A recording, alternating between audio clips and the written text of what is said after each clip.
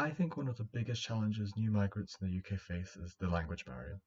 Learning a language is not an easy task that takes a fair amount of time to get to a proficient enough level to seamlessly take part in everyday life, and some people might not know where to begin with such a daunting task. Having a good understanding of English in the UK is necessary for engaging with all facets of society, a society which new migrants will already be unfamiliar with. An additional effect that the language barrier could have on young migrants specifically is difficulty in settling into schools. Not being able to communicate well could hinder both their education and mental health long term, since they might struggle to make friends and understand their teachers. A simple way to boost my local community interaction could be to have pet social events for a couple of hours every week or two. I live near a lovely park that is fairly big. Many people in my neighborhood have dogs.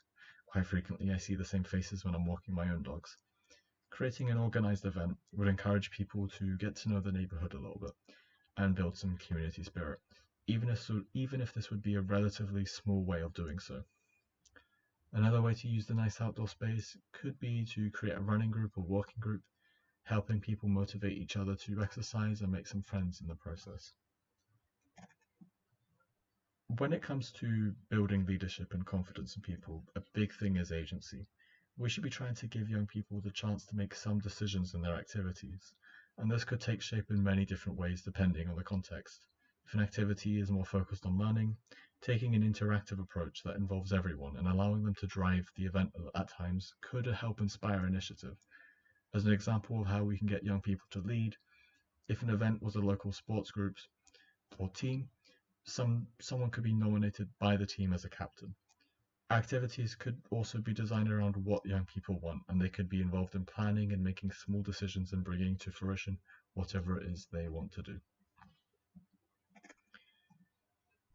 When scaling a project from one town to others, it's important to consider how the different elements of one project depended upon the specifics of the town it originated in, such as facilities and number of participants involved. Then, through identifying towns and cities with similar characteristics, projects can be readily transferred. Where it's difficult to scale, the project can be changed in ways to accommodate for these differences. Furthermore, understanding the target demographic of a project is important in identifying where else the project could be taken to. For example, an activity tailored to young children could be taken to towns with a younger population relative to elsewhere to maximize the effectiveness of the project. I believe that measuring the success of a community project requires taking a multifaceted approach in order to gain a rich understanding of what worked and why. One simple way to gain a broad idea of community opinion would be through giving surveys for those who attended. Ideally, these surveys would be available in multiple languages. Questions could be about the speaker or instructor who delivered the event, how useful or enjoyable the activities were, and how keen they would be to redo or follow up on such an event.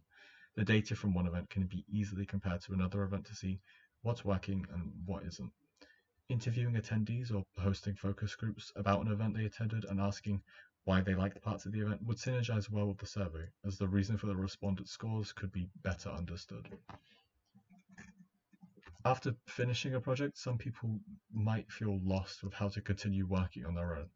They might be motivated still, but without any guidance, they might give up altogether on continuing the project. To avoid this, I would provide resources to people after the project is finished, either a booklet or a digital file. These resources might contain advice on ways that they could continue working on the project on their own, such as advice on how to fit the project into their routine, and a further reading section which would provide materials on how to take that project to the next level, like books, articles, apps, videos, or websites. This direction could help people stay motivated despite a lack of guidance. I think that there are a few key groups EasyStep should be seeking to work with. In my opinion, the most important group is schools, colleges, and universities. There will certainly be children from first generation immigrants who would not be familiar with many aspects of the UK, such as cultural norms, working, and housing. The parents might not be able to help them with these things, since they could still be unfamiliar with parts of the UK life themselves. Providing this help to young people, specifically, could help in integrating them into the UK early in their lives and prevent them from feeling lost later. I also think EasyStep should try to work with local establishments like libraries and cafes, as this would simultaneously provide a space to host events while also integrating migrants into their local areas and engaging them with their communities. There are many qualities necessary for organizing effective community projects. Empathy is important for handling sensitive moments with people and when drafting ideas for community projects, as it's important to understand the needs of the target audience in mind when creating a project. Good communication and collaboration skills are needed to effectively convey feedback and contribute ideas on community projects as part of the team. Communication skills are also important when creating social media content related to that project that anyone can engage with. Creativity is key for organizing interesting projects that people resonate with. A creative and resourceful approach can also be helpful in making the most of the potentially limited resources available. To promote an upcoming event or community project on TikTok, I would consistently post on the lead up to the event. Posts would be short and each would promote the event in different ways. For example, if I were promoting an English language learning event, I would create posts focusing on tips to learn the language, resources available to help in learning, and ideally these would be easy steps to help build recognition for the charity and make people want to keep up with EasyStep's TikTok account. And of course, the details of the event, like the location and time. I would want to put the aim on the benefits of going. For example, I might create a short showing someone who, after attending, spoke dramatically better English compared to before, rather than simply announcing that it was happening.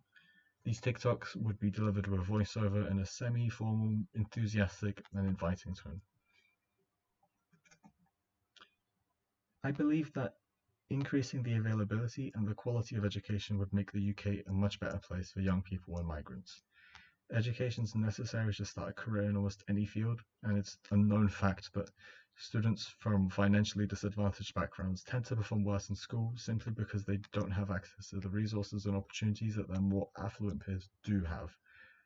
Increasing the quality of teaching and facilities in schools, making tutoring more accessible, and providing school materials like textbooks and supplies for free would help to bridge this gap and give disadvantaged young people a better chance at pursuing their dreams.